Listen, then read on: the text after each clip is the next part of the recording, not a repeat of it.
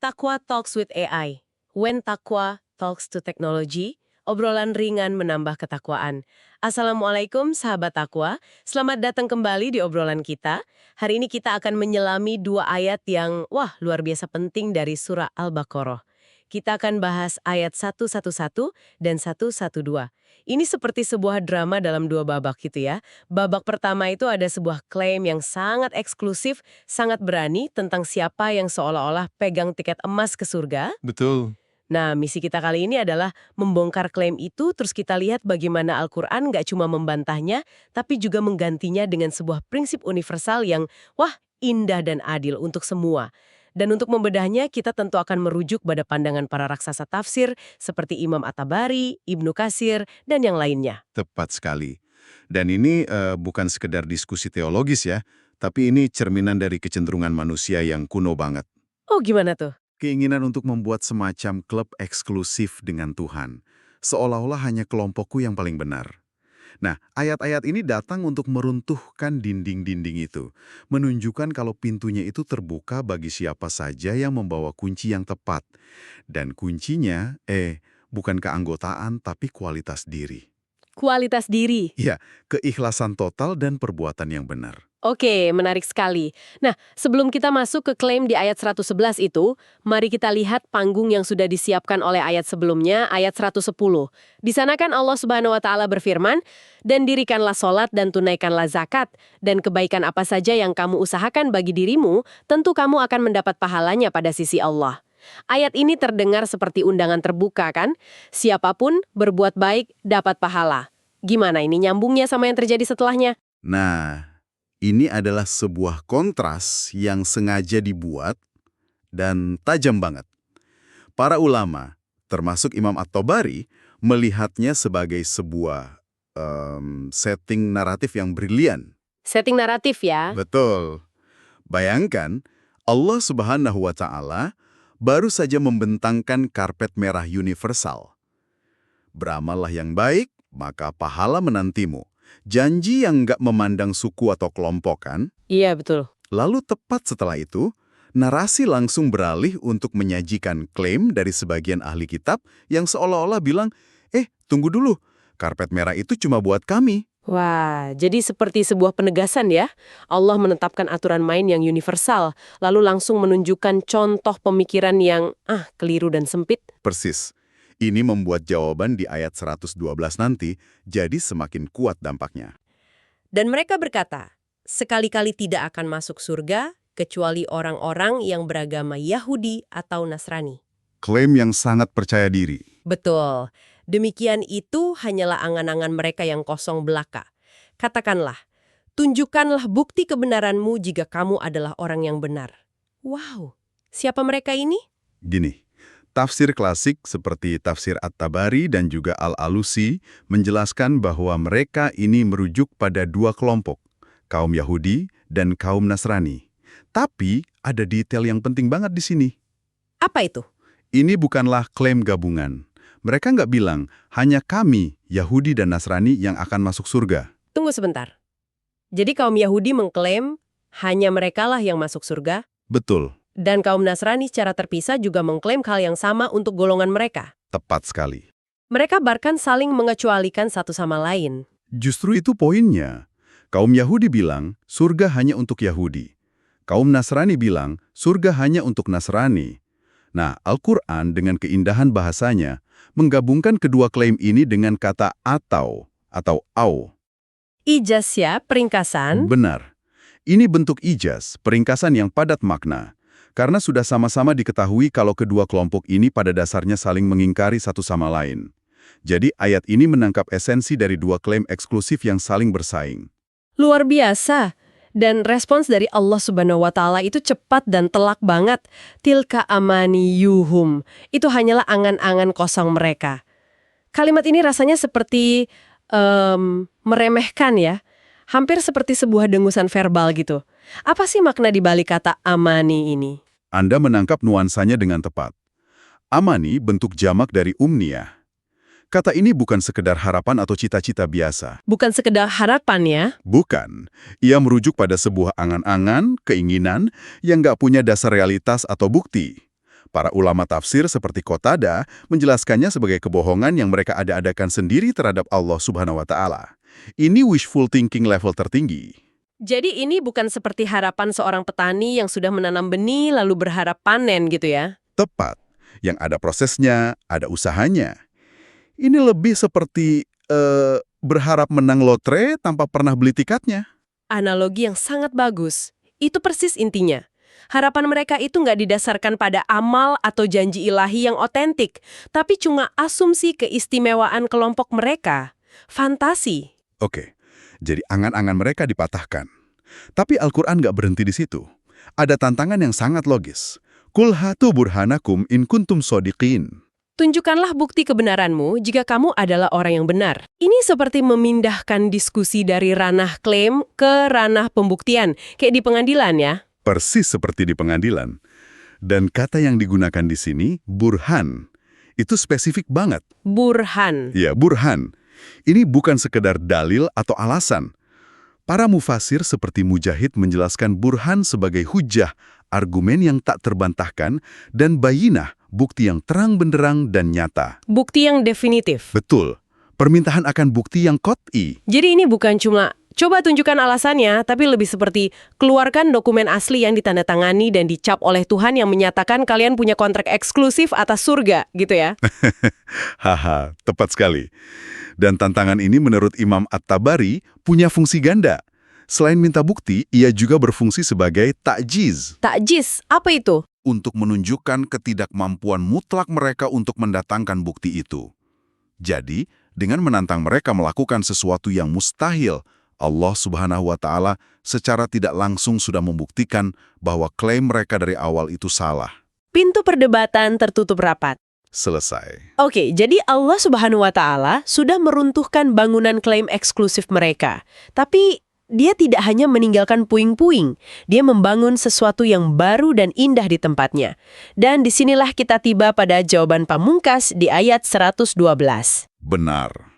Ayat 112 berbunyi, bahkan, barang siapa yang menyerahkan diri kepada Allah, sedang ia berbuat kebajikan, maka baginya pahala pada sisi Tuhannya, dan tidak ada kekhawatiran terhadap mereka, dan tidak pula mereka bersedih hati. Ayat ini dimulai dengan satu kata yang sangat kuat. Kata apa itu? Bala. Bala. Biasanya diterjemahkan bahkan atau tentu saja. Apa istimewanya di sini? Nah, dalam tata bahasa Arab, bala punya fungsi spesifik untuk membatalkan atau menolak sebuah pernyataan negatif sebelumnya. Oh, jadi dia menjawab langsung kalimat negatif di ayat 111. Tepat.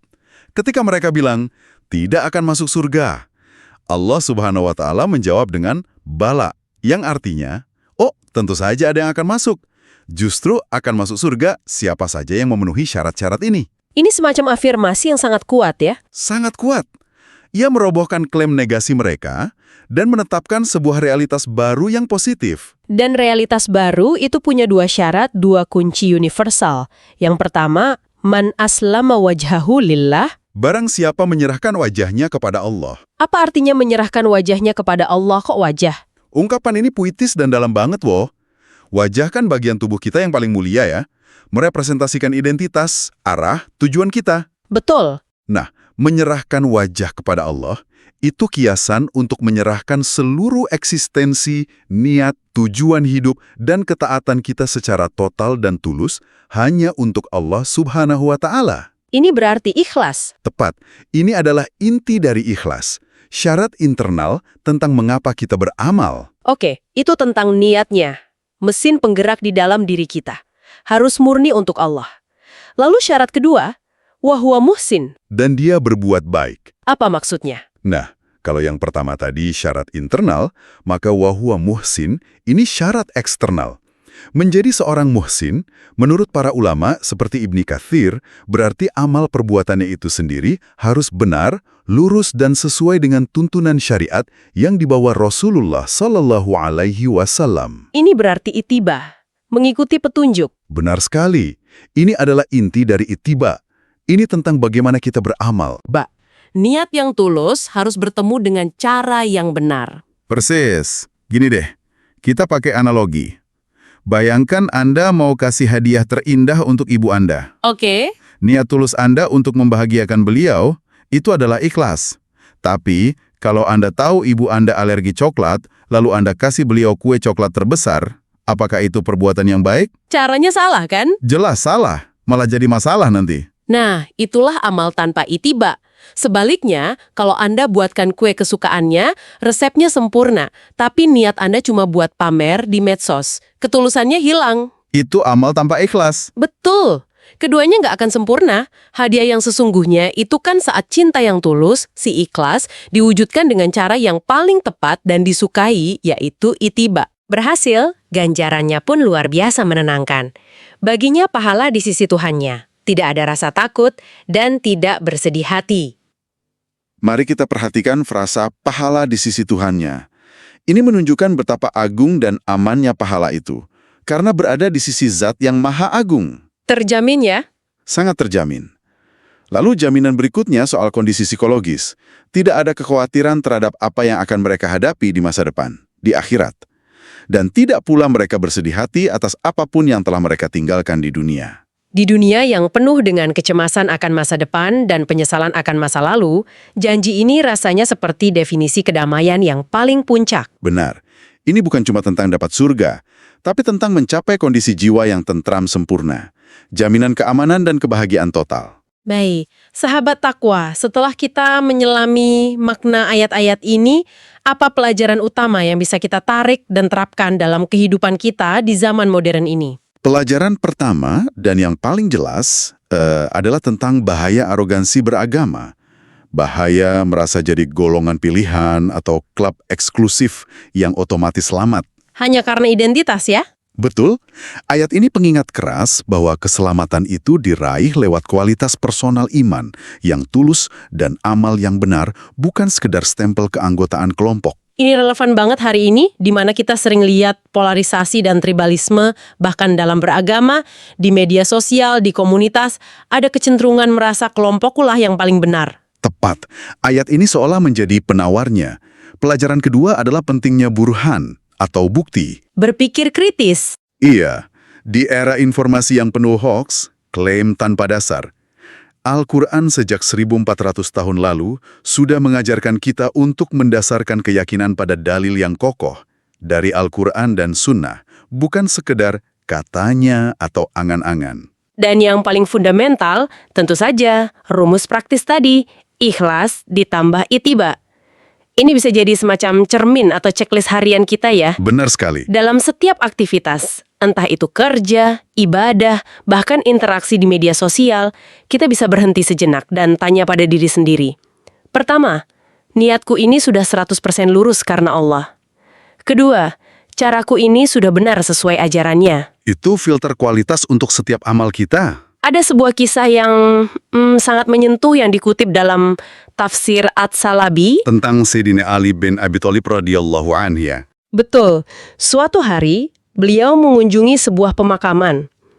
Beliau berdiri di sana dan menyapa para penghuni kubur, seolah-olah mereka bisa dengar. Beliau ceritakan apa yang terjadi di dunia sepeninggal mereka.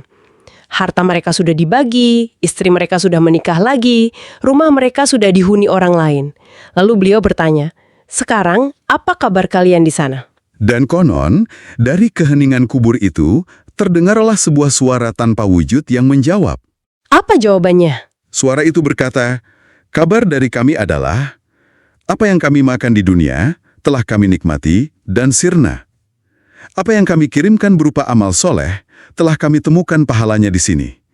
Dan apa yang kami tinggalkan berupa harta, sungguh kami telah merugi karenanya. Masya Allah. Kisah itu sangat menggetarkan dan nyambung banget dengan ayat-ayat yang kita bahas, terutama ayat 110 yang jadi pembuka kan? Betul. Apa saja kebaikan yang kamu kerjakan untuk dirimu, kamu akan mendapatkannya.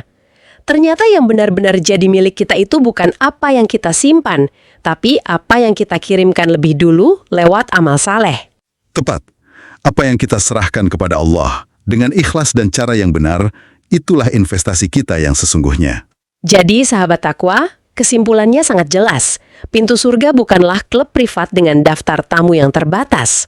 Bukan sama sekali. Ia adalah sebuah undangan terbuka bagi siapa saja dari latar belakang apapun yang bersedia datang dengan membawa dua kunci yang telah ditetapkan, penyerahan diri yang tulus kepada Allah dan perbuatan baik yang sesuai dengan petunjuknya. Sebagai bahan renungan penutup untuk kita semua, sahabat takwa, ayat 112 ini pada hakikatnya mendefinisikan seorang pemenang sejati di hadapan Allah Subhanahu wa Ta'ala. Pemenang sejati. Iya. Pertanyaannya untuk kita renungkan adalah, seberapa sering dalam kesibukan kita sehari-hari, kita benar-benar berhenti sejenak untuk memeriksa kualitas amal kita? Kita mungkin sering memeriksa keikhlasannya, tapi apakah kita juga tekun memeriksa kebenarannya, kesesuaiannya dengan tuntunan? Karena keduanya adalah dua sisi dari satu mata uang yang tak terpisahkan dalam perjalanan kita kembali kepadanya.